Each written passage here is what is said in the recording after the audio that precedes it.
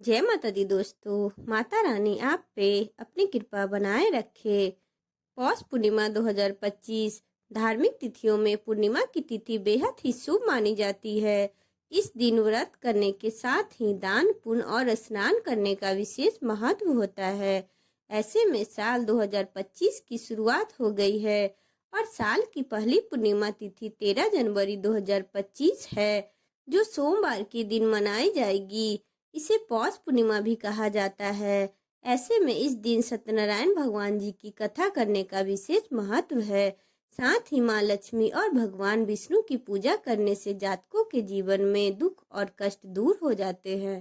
तो चलिए जानते हैं पौष पूर्णिमा की शुभ मुहूर्त, पूजा विधि एवं कथा। सबसे पहले पौष माह की पूर्णिमा तिथि के शुभ मुहूर्त की बात करें तो पूर्णिमा की शुरुआत 13 जनवरी को सुबह 5:03 पर हो जाएगी और इसका समापन 14 जनवरी को सुबह 3:56 पर होगा। ऐसे में पौष पूर्णिमा सोमवार 13 जनवरी को ही मनाई जाएगी। इसके साथ ही पूर्णिमा के दिन चंद्रोदय का समय 5:04 पे रहेगा। पूर्णिमा के दिन चंद्रमा को अर्घ्य देकर पूजा करने का विशेष महत्व है। पौष पूर्णिमा पूजा विधि। पौष पूर्णिमा के दिन आप सबसे पहले ब्रह्म मुहूर्त में उठकर स्नान करें। चाहे तो किसी पवित्र नदी में भी जाकर स्नान कर सकते हैं, नहीं तो आप घर पे ही पानी में गंगा जल डाल के स्नान कर ले। इसके बाद साफ स्वच्छ व नए वस्त्र धारण करें। सूर्य देव को जल अर्पित करें। इस दौरान ओम हिरणी सूर्याय नमः मंत्र का जाप करें। अब पूजा स्थान पर एक चौकी पे साफ लाल कपड़ा बिछाकर भगवान विष्णु और माँ लक्ष्मी की प्रतिमा स्थापित करें। धूप, दीप, नैवेद्य आदि अर्पित करें और विधि विधान से उनकी पूजा करें। इसके बाद शाम के समय एक कलश में पानी भर के भगवान विष्णु को पंचामृत, केला और पंजरी का भोग अर्पित करें और कथा पढ़े या किसी पंडित जी को बुला के सत्यनारायण भगवान की कथा करवाए। आसपास के लोगों को भी आमंत्रित करें और पूजा के बाद सभी लोगों में प्रसाद बांटे। पंडित या किसी मान्य को दान दक्षिणा दे और चंद्रोदय होने पर चंद्रमा को अर्घ्य देकर ही फलाहार करे। पौष पूर्णिमा पर करें इस स्तोत्र का पाठ।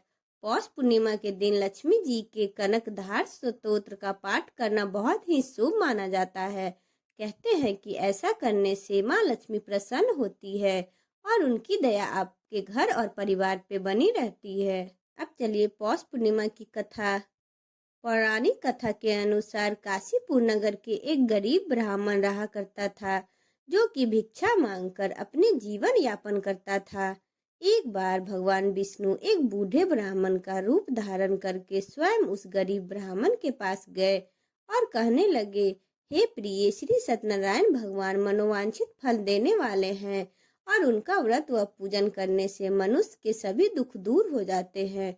तुम इस व्रत और पूजा को क्यों नहीं करते हो? इस तरह तुम्हारे सारे दुख दूर हो जाएंगे और सारे प्रकार की दुखों से मुक्ति मिल जाएगी। चलो अब मैं तुम्हें श्री सत्यनारायण भगवान की कथा बताता हूँ।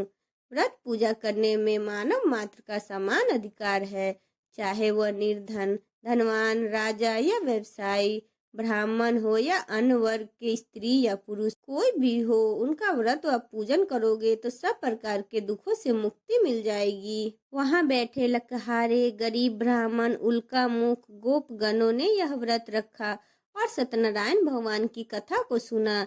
इस कथा को सुनते ही श्रद्धा, भक्ति, प्रेम के साथ सत्य व्रत का आचरण करने में लग गए और फल स्वरूप सुख भोग कर परलोक में मोक्ष के अधिकारी हुए। एक साधु वैश्य ने भी यही प्रसंग राजा उल्का मुख से सुना, किंतु उसका विश्वास अधूरा था और श्रद्धा में कमी होने के कारण उसने मन में प्रण लिया कि संतान प्राप्ति पर सतव्रत पूजन करूंगा। समय बीतने पर उसके घर एक सुंदर कन्या ने जन्म लिया। तब उसकी पत्नी ने व्रत करने के लिए याद दिलाया तो उसने कहने लगा, कन्या के विवाह के बाद कर लेंगे। कन्या का विवाह का भी समय आ गया और पत्नी ने याद दिलाया तो उसके बाद भी उसने टाल दिया। इसके बाद व्यापारी ने अपने दामाद को लेकर व्यापार के लिए चला गया। वहां उसे चोरी के आरोप में राजा चंद्रकेतु द्वारा दामाद सहित कारागार में डाल दिया गया।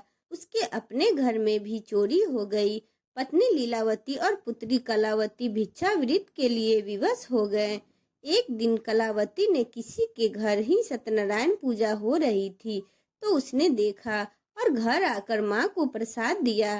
तब माँ ने अगले दिन श्रद्धा से व्रत पूजन कर भगवान से पति और दामाद के शीघ्र वापस आने का वरदान मांगा। श्री हरि प्रसन्न हो गए और स्वप्न में राजा को कह दिया कि वह दोनों बंदियों को छोड़ दे क्योंकि वह निर्दोष है। राजा ने अगली सुबह उनका धन धान तथा प्रचुर द्रव्य देकर उन्हें विदा किया। घर आकर पूर्णिमा और संक्रांति को शतव्रत का जीवन भर आयोजन करता रहा। परिणाम स्वरूप उसे सांसारिक सुख भोग कर मोक्ष की प्राप्ति हुई। इस प्रकार एक बार राजा तुंगध्वज ने वन में गोप गणों को श्री सत्यनारायण भगवान जी का पूजा करते देखा, किंतु अपने अभिमान की वजह से राजा ने न तो पूजा स्थल पर गया और न ही दूर से ही प्रणाम किया और न ही गोप गणों द्वारा दिया गया प्रसाद ग्रहण किया। परिणाम स्वरूप यह हुआ कि राजा के पुत्र धन धान यश गाजी सब नष्ट हो गए। राजा को फिर से आभास हुआ कि विपत्ति का कारण सत्यदेव भगवान का निरादर है। तब उसे बहुत पछतावा हुआ। वह तुरंत वन में गया और गोप गणों को बुलाकर उनसे सत्यनारायण भगवान की पूजा विधि पूछी और बाद में पूजा भी की। फिर उसने उनसी से प्रसाद ग्रहण किया और घर आ गया। उसने देखा कि विपत्ति टल गई है और उसकी सारी संपत्ति जन सुरक्षित हो गए हैं। राजा प्रसन्न हो गया। सत्यनारायण भगवान जी की पूजा व कथा बहुत ही फलदायक है। अगर आपको मेरा वीडियो अच्छा लगा हो तो चैनल को लाइक एंड सब्सक्राइब करें एंड बेल आइकन को प्रेस करें।